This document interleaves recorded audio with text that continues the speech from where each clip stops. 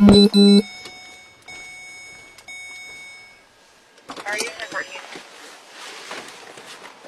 there. On March 31st, 2018, Officer Romero of the Pueblo Police Department in Colorado made contact with Auditor Sean O'Connell as he was taking pictures of the police department building from a public sidewalk. How are you? Excuse me, sir. What are you doing? Hey. Hey.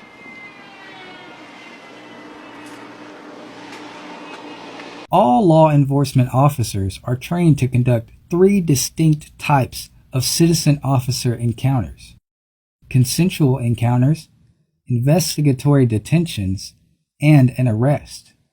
Consensual encounters do not require reasonable suspicion or probable cause as long as a reasonable person would feel free to leave or decline to speak with the engaging officer or officers. An investigatory detention, or Terry stop, enables the police to briefly detain a person for further investigation if the officer has reasonable suspicion to believe the person stopped is involved in criminal activity. In order for an officer to place an individual under arrest, probable cause must be acquired. At this point, the interaction taking place between Officer Romero and Mr. O'Connell is considered a consensual contact. Mr. O'Connell is under no legal obligation to engage with the officer and is well within his rights to ignore him. Officer Romero is also acting within his authority by initiating consensual contact with Mr. O'Connell. I'm asking you a question. Who are you? Why are you taking pictures of the department? Sir. The moment Officer Romero made physical contact with Mr. O'Connell, the interaction became an illegal investigatory detention. In order for an officer to conduct an investigatory detention, reasonable suspicion of a crime must be present. The First Amendment guarantees all citizens the right to take photos of almost anything which is viewable from a public setting, with few exceptions. The 1967 Supreme Court case of Katz v. United States established the doctrine of reasonable expectation of privacy, which gave individuals the right to privacy in areas where it is reasonable to assume privacy exists, such as a telephone booth or public restroom. It is completely legal to take pictures of any local police station from a public sidewalk. Therefore, Officer Romero had no reasonable suspicion that criminal activity was taking place. Don't touch me. Okay, I'm going to put you in cuffs. Okay? You're going to be put in cuffs. Okay, supervisor's on his way. Okay? I'm asking you questions here. Hey guys, I'm being arrested right now, being put in cuffs for taking pictures of the police department. Don't turn my phone off. Okay, you are not in control here. I am, actually. You work for me, I don't work for you. 46, I got one in custody over here. I need a supervisor. You're going to lose your job, buddy. It's illegal detainment. Can you please call a supervisor out here? This is an illegal detainment under 16.3.103. The statute that Mr. O'Connell is referring to is Colorado Revised Statute 16-3-103, which outlines when an officer has the authority to stop a suspect. According to the statute, a peace officer may only stop an individual who he suspects is committing, is about to commit, or has committed a crime. Okay. Hang out here. You don't have permission to search me. I don't consent to any search and procedures. Okay, I'm waiting for a supervisor to come up here. Okay, that's fine. Okay.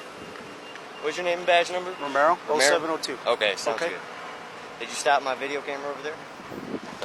I'm not messing with your phone, okay? Can you tell this officer to take his hands off me and to uncuff me? No, I don't want to tell him anything. Okay. You'll wait till the supervisor gets here, and you can talk to him from there, okay? Right, I'm done talking to you guys then. Okay. So what's up? He's taking pictures of the department, taking pictures of all our stuff here, so I don't know what he's doing. I try to talk to him, he's not talking to me, he starts walking away. While the act of public photography is not illegal, it can be considered suspicious. Officers are allowed to make consensual contact with citizens who are photographing in public, but officers cannot conduct an investigatory detention unless they have reasonable suspicion of the occurrence of a crime. Reasonable suspicion must be supported by a collection of objective facts which lead an officer to believe a crime has or is going to be committed. Mr. O'Connell is on a public sidewalk in the middle of the day. There is no obvious evidence of a crime occurring. Is that a reason to cuff me? Yeah, Is that you're being detained right now. Yeah. For what? For what crime? Yeah. No, it's reasonable suspicion. Of what crime? Okay. You have to have reasonable suspicion of a crime to detain somebody. I am not going to speak to you. That's you can fine. speak to my supervisor when he gets here. You have me in cuffs right now. Okay, yeah. You're So I'm being gonna detained talk- at the moment. Yeah. Because you're an ignorant. What's that? You're wearing, you're a corporal? Yes, sir. Okay.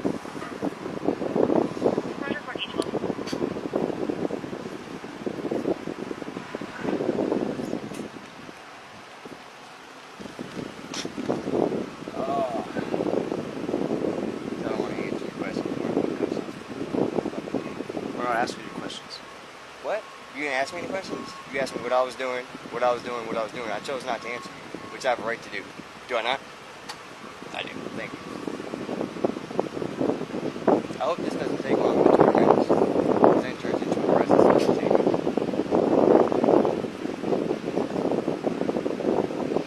Hey guys, so I'm still live streaming. Call the Pueblo Police Department. Let them know officers Romero and Waring, something like that, are both detaining me illegally outside the Pueblo Department. I don't even know what street this is.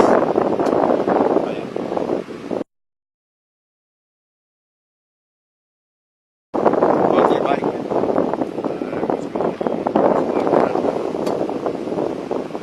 Is yours on? It's always on.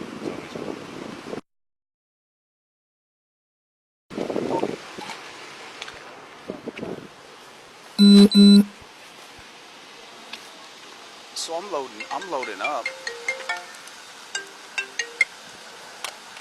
I'm loading up. This guy's on the corner. I thought he was taking a picture of the eagle on the department. He's like, oh, okay, no big deal. So I start, putting myself in my patrol vehicle. So he walks past it, and I was like, oh, he's leaving. Can you answer him? Can't talk right now, I'm busy.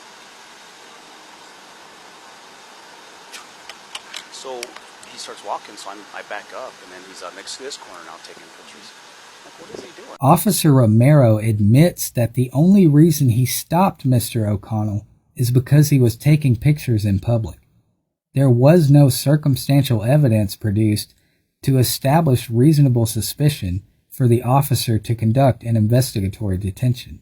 So then he comes over, he starts taking pictures. Oh, it looks like he's taking pictures of these signs. I don't know if he's taking pictures of these cars or He's what. part of an organization called the First Amendment Strike Team. Is he? Yeah, so Okay. he's trying to see what we're going to do. Okay. He has every right to do that. Okay, and that's fine with that. I don't have an issue. Uncuff him. I like Uncuff calling him. complaining against this officer right now. Uncuff him. I did nothing wrong. I was not breaking the law, and this officer just illegally detained me under CRS 16-103. I've seen your video, sir, and I know Okay. exactly what you're talking about. Who am I? First Amendment Strike Team. Okay, I know exactly who you are. exactly. Um, So you know I'm not out here doing anything illegal. I do. No, nothing. I do. And I'd like to file a complaint against this officer for There's two- deprivation of rights. You can actually go into the department. Okay. File a complaint. Overall, Officer Romero gets an F for illegally detaining Mr. O'Connell for refusing to acknowledge him during a consensual encounter and for being ignorant of the protections granted to public photography under the First Amendment.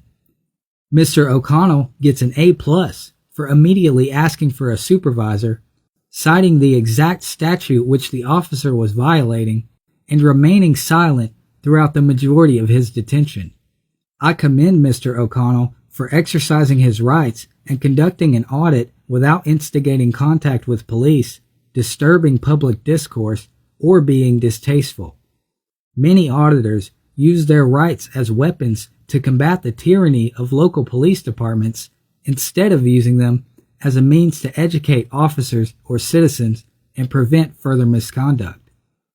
The responding supervisor also gets an A for educating Officer Romero about public photography, immediately uncuffing Mr. O'Connell, and instructing Mr. O'Connell on the proper channels to file a complaint against Officer Romero.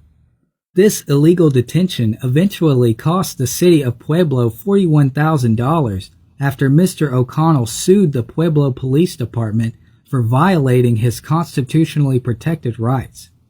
The suit also included major changes to the policy of the Pueblo Police Department regarding public recording. This audit was one of the most successfully implemented audits in recent history, and many officers and citizens could benefit from the educational value offered in this interaction.